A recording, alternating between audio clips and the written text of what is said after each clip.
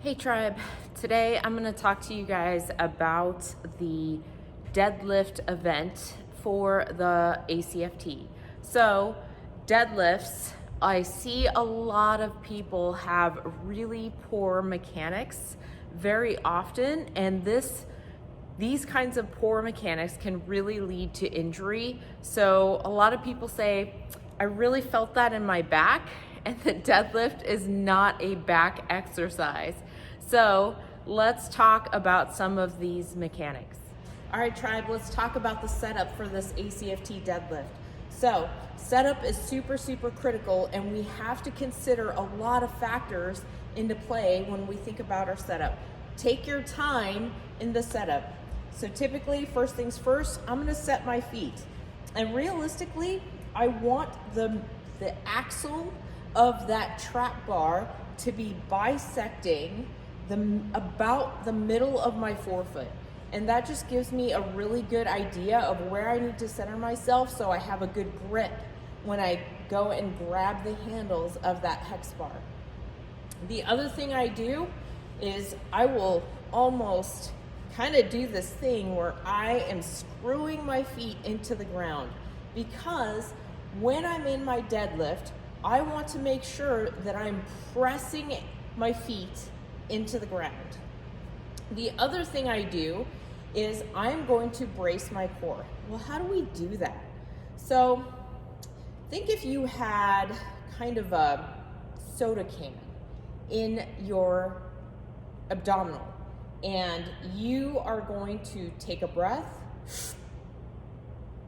and you're just kind of gonna almost like somebody's getting ready to punch you in the gut. That's how you're gonna brace your core.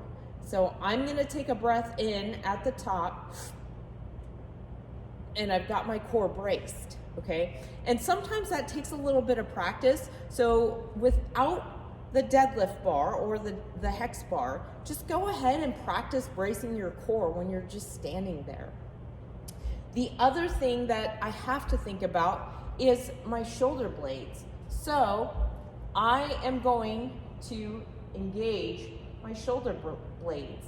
I'm going to pull my shoulder blades back and down, and that tells me that I have braced my back, my core, and my feet into the ground. So really think about those three critical things when you're in your setup.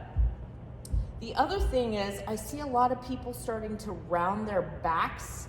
This is where we start getting into injury, especially under heavy load. And sometimes it doesn't even need to be under super heavy load. So think about, our spines are naturally curved down here. That's called a lumbar curve. And so when our spines are in a nice and neutral position, we have a natural lumbar curve right there. Maintain that throughout the duration of the lift. So if I'm down here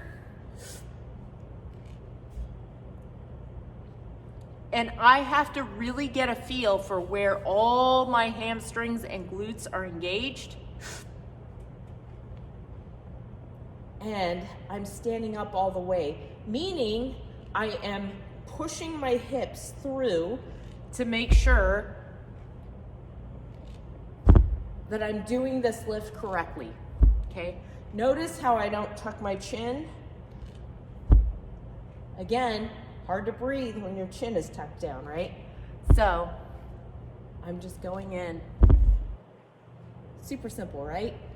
The other thing is, these really translate over to a straight bar deadlift as well. So if you are training for the ACFT deadlift, the same mechanics apply to a straight bar deadlift. So if you've got a straight bar, okay, same thing. And normally, here's where you want your feet positioned. Roughly hip width apart. Everybody's body is shaped different. So the hip width apart is just a good rule of thumb.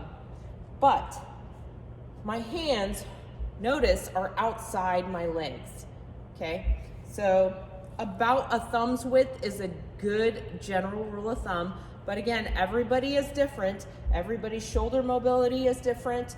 Everybody's grip is going to be different. Arm lengths, different. So if I'm imagining I've got plates on here, so the barbell's gonna be resting off the ground a little bit, I'm gonna use those same mechanics. I'm gonna screw my feet into the ground.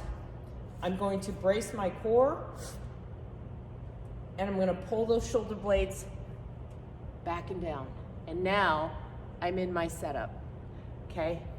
So, just wanted to give you guys a few good tips and tricks for the ACFT deadlift to save your backs. Trust me, back injuries are awful and they will put you out for a long time. You'd be surprised how often we use our backs. I hope this really helps you out. Let me know how your ACFT goes.